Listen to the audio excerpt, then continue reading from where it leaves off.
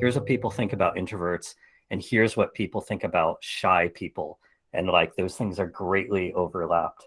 And I don't think that's true for everyone. The secret that unlocked me is this idea of structure. No one's going to interrupt you. You've got the whole stage to yourself. You've structured your talk in advance. And so I feel absolutely comfortable and at ease. Tell us about the inner dialogue that happens in your mind. Probably what's going through my mind now, which is thinking like, oh boy, is Sophia getting her money's worth out of this? Am I giving her anything of value? Am I already telling them things they already know? Is there anything worthwhile here? I just want to hug my dog. What's going on? Like after you're done, what happens then? I always feel super drained after an event. Go for a long walk somewhere and just sort of like ease down, power down, not really think about much about anything.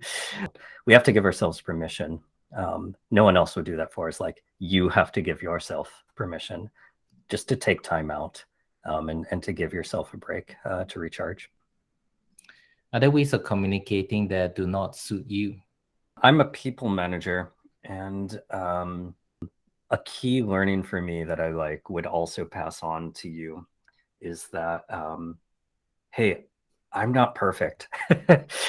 And I don't know why I'm laughing. This is very serious. I'm definitely not perfect. And more to the point, expecting perfection from me is probably unreasonable. I will tell you right now, I can't deliver that for you. I would urge you to like take that lens of expecting perfection from someone else, which you probably all think is like, oh yeah, of course not. Like that's only reasonable.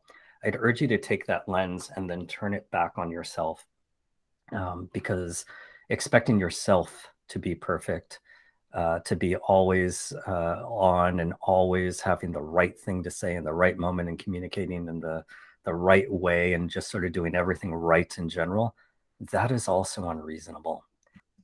It's okay to make mistakes. I certainly do and have and will continue to do so.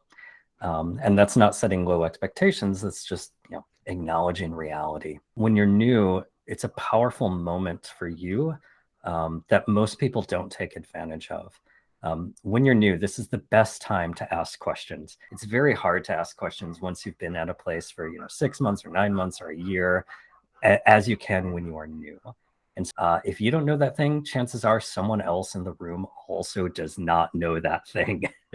You can tell because if they try to explain it to you and they're like fumbling over themselves and it's not clear, they definitely don't know that thing. But it's better to have the argument and really work out the details and get all the opinions out on the table rather than not having the argument and having these tensions simmer. So I urge you, especially when you're new, say the thing. You'll never have as good an opportunity to say the thing as when you are new. What made you want to become a manager and a leader? I am a people person, which is a scary thing to discover later in your life as an introvert and somewhat anxious person. But I believe in people, individuals, collectives too. I can help people get better at what they do. I can resolve ambiguity for them. If they're feeling tension, I can make that tension go away. And I can help them do better work than they would have otherwise. And so I would find myself often doing IC things as a manager, which probably hurt my team, got in their way, didn't help them develop. And for me, like, I felt like, I was always working. Like, this is not good. Your team now, I'm curious, would you say that they skew to introverts or extroverts? So like most people working in the field of content design, they're highly introverted, extremely so. Like what is more introverted than introverted? And that's us. Have you tried to shape your own teams now? Yeah, so we actively spend time getting to know each other. Earlier moments of high ambiguity, they will lean on that relationship. They will have trust that is earned and deeply felt. They'll lean on that relationship to get help. And that is a scary feeling if you don't have that bond in place. But whoa, is it such a massive relief if you do. To the introverts in the audience who want to be managers one day or leaders, what advice would you give them? Understand what energizes you.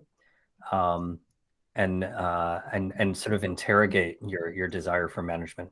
A great way to practice manager behavior as a designer would be to say, hey, I'm going to run this week's critique. John, thank you so much.